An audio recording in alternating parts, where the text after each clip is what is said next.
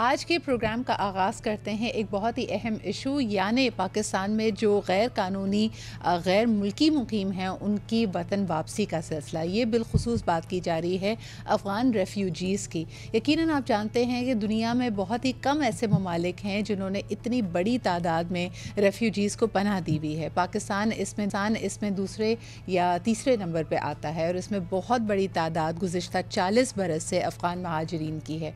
अफ़गानिस्तान जिस तरह मुख्तलिफ जंगों की वजह से एक बहुत ही अनस्टेबल सिचुएशन में रहा है, तो यकीनन हमने कई दफ़ा इंसानी जो हुकूक हैं उनकी पासदारी करते हुए इन रेफ्यूजीज़ को आने की इजाज़त दी। लेकिन इस वक्त देखने में ये आ रहा है कि नंबर्स जो हमें बताए जाते हैं कि 3 से 5 मिलियन यानी 30 से 50 लाख ऑफिशियल फिगर्स हैं उन अफ़गान महाजरीन के जो यहाँ पे नेचुरलाइज हो चुके हैं, यानी जिनकी फैमिलीज़ यहाँ पे भी हैं, कारोबार पाकिस्तान में भी है और एक तरह से यहाँ पे उनका एक मुस्तकिल शहरियत भी उन्होंने हासिल कर ली है मुख्तलिफ़ तरीक़ों से।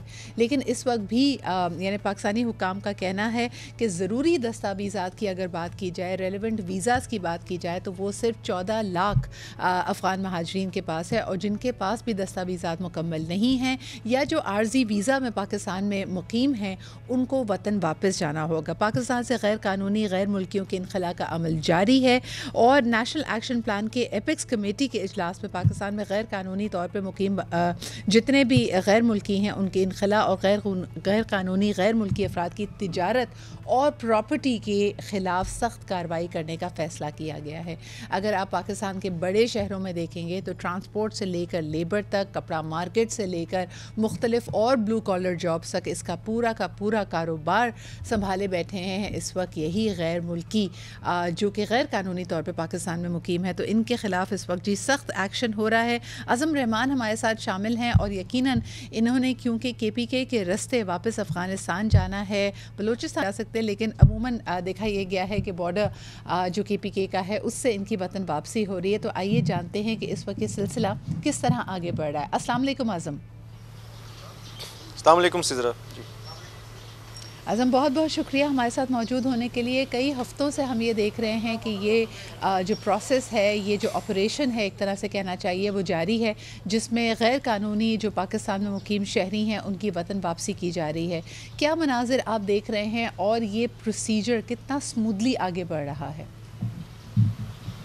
जी बिल्कुल, हम ये देख रहे हैं कि पेशावर समेत खैबर पख्तूनख्वा के मुख्तलिफ अजला से रज़ाकाराना तौर पर ऐसे अफ़गान सिटीज़न जिनके पास किसी किस्म का कोई भी सरकारी दस्तावेज़ या किसी किस्म का कोई भी कार्ड नहीं है, तो वो अपने तौर पर रज़ाकाराना तौर पर वापस लौट रहे हैं। रोज़ाना बॉर्डर ज़राए के मुताबिक हमारे पास डिटेल्स आती हैं कि आज जो है इतनी फैमिलीज़ लौट गई, आज इतनी फैमिलीज़ लौट गई। और सिर्फ ये पेशावर से नहीं हो रहा बल्कि नौशहरा से, अकबरपुरा, इसी तरह दीगर जो इलाके हैं वहाँ पर ये हो रहा है। आपको तफसीलात से अगर आगाह करूँ तो खैबर पख्तूनख्वा की जो पुलिस है उसने उनका ये कहना है कि 31 अक्टूबर तक वो किसी किस्म की कोई भी फोर्स जो है वो यूज़ नहीं करेंगे इलीगल जो इमिग्रेंट्स हैं या इलीगल जो अफगान हैं उनके ख़िलाफ़। 31 अक्टूबर के बाद जो है वो ऑपरेशन का जो है आगाज़ किया जाएगा। मीनवाइल जो है उन्होंने तमाम तर पुलिस जो है उनके सरबराह ने तमाम तर जितने भी RPOs और DPOs हैं उनको फ़हरिस्तें तैयार करने का कहा हुआ है और उनको जो है निशानदेही प्रोफाइलिंग करने का कहा गया है कि अपने अपने इलाकों में, अपने अपने रीजन्स में ये देखें कि कितने इलीगल जो हैं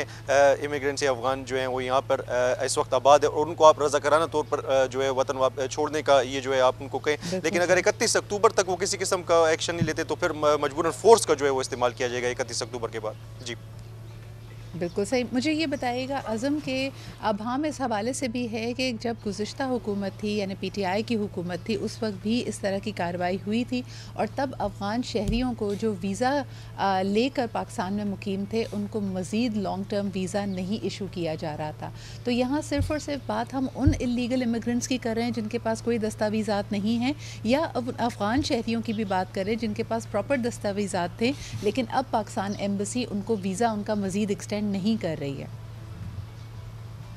जी बिल्कुल, यहाँ पर बात उनकी हो रही है जिनके पास किसी किस्म का कोई शनाख्ती कार्ड या कोई सरकारी दस्तावेज़ या इवन अफ़गान कार्ड भी जो है नहीं है, बिल्कुल ऐसे ही रह रहे हैं और किसी किस्म का कोई उनके पास दस्तावेज़ नहीं होता। और आपको ये भी बताया चलूँ कि ज़्यादातर जो पेशावर समेत खैबर पख्तूनख्वा में गैर कानूनी काम होते हैं, जराइम होते हैं, उसमें ज़्यादातर यही मुलविस होते हैं, चाहे स्ट्रीट क्राइम की बात की जाए या बदतखोरी की, इसी तरह दीगर अगर हम बात करें तो उसमें ज़्यादातर ये मुलविस होते हैं जिसके खिलाफ अक्सर हम ये देखते हैं कि पुलिस की कार्रवाइयाँ भी जारी हैं और अक्सर उनके पास जो है किसी किस्म का कोई कार्ड नहीं होता। तो ये ऑपरेशन जो है ये बेसिकली उनके खिलाफ है। बाद में ये भी देखा जाएगा कि किसी ने अगर कार्ड बनाया है वो अगर किसी गैर कानूनी तरीके से बनाया या उसका कार्ड जो है वो बोगस है या किसी और तरीके है वो भी देखा जाएगा। लेकिन फर्स्ट प्रायोरिटी पे ये है कि जिसके पास किसी किस्म का कोई दस्तावेज नहीं है और वो यहाँ पर जो है आबाद है। जी बिल्कुल सही।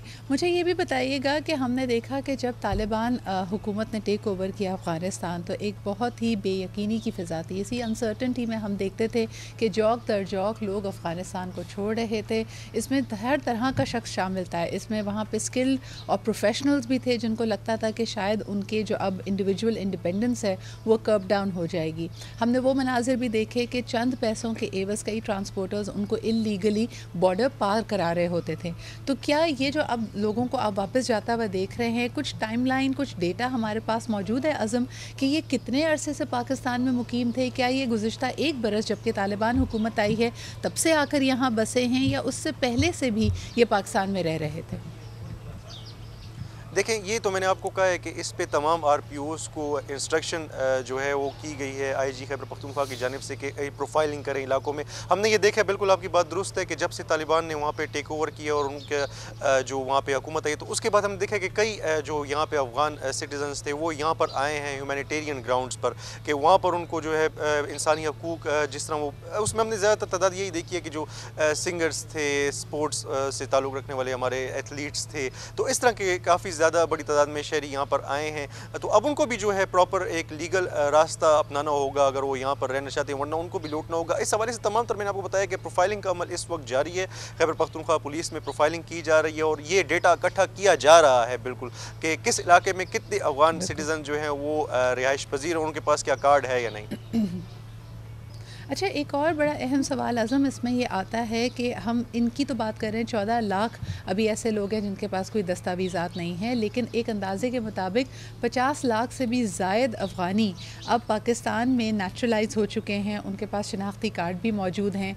इस हवाले से क्या आपको लगता है कि इन इल्लीगल इमिग्रेंट्स के जो यहाँ पे आके बसने की कोशिश कर रहे हैं और मुख्तलिफ और गैर अखलाकी जो कार्रवाइयाँ उसमें भी शामिल हैं, उनका कोई ना कोई रिश्तेदार यहाँ पे मौजूद होगा, वरना किसी के लिए इस तरह से एक नए मुल्क में बस जाना शायद आसान ना हो।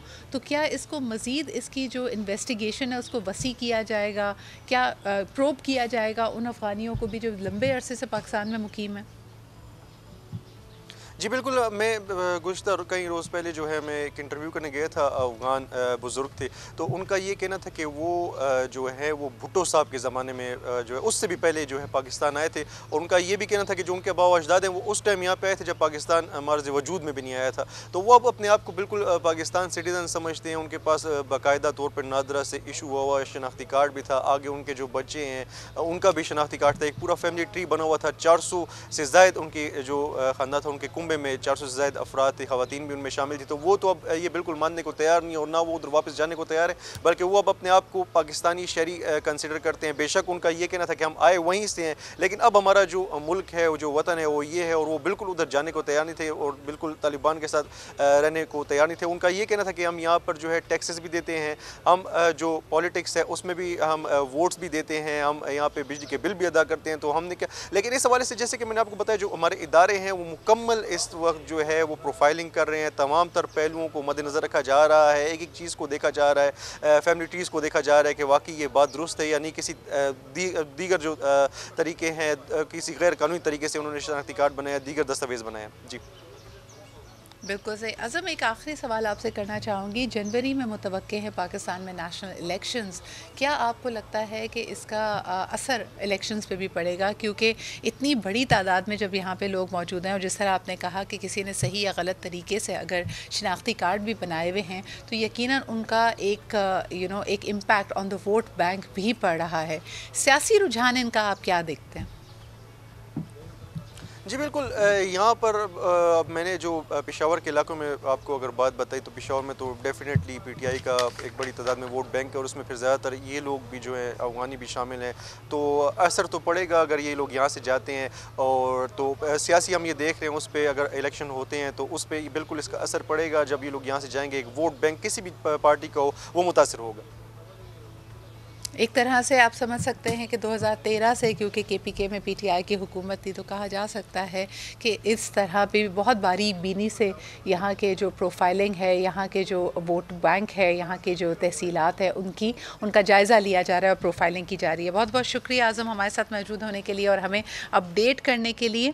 यकीनन इंसानी हुकूक़ की बुनियाद पर जिन लोगों को पाकिस्तान में आने की इजाज़त दी गई, अब पाकिस्तान के लिए अपने लिए ये बड़ा अहम इशू है कि वो ना सिर्फ मुल्की वसाइल पे, बल्कि अगर किसी तरह भी जराइम में मुलव्वस हैं, बिलखुसूस अभी हाल ही में होने वाले जितने दहशतगर्दी के वाक़यात हैं उसके ताने बाने भी कुछ इसी तरह के स्लीपर सेल्स और बल्कि अफ़गानिस्तान की सरज़मीन से भी पता लगता है, हमें उसकी निशानदेही होती है, इसका एविडेंस मिलता है कि वहाँ से भी इसकी प्लानिंग और इसकी एग्जीक्यूशन में एक कंट्रीब्यूशन किया जा रहा है। So this is definitely something to look eight.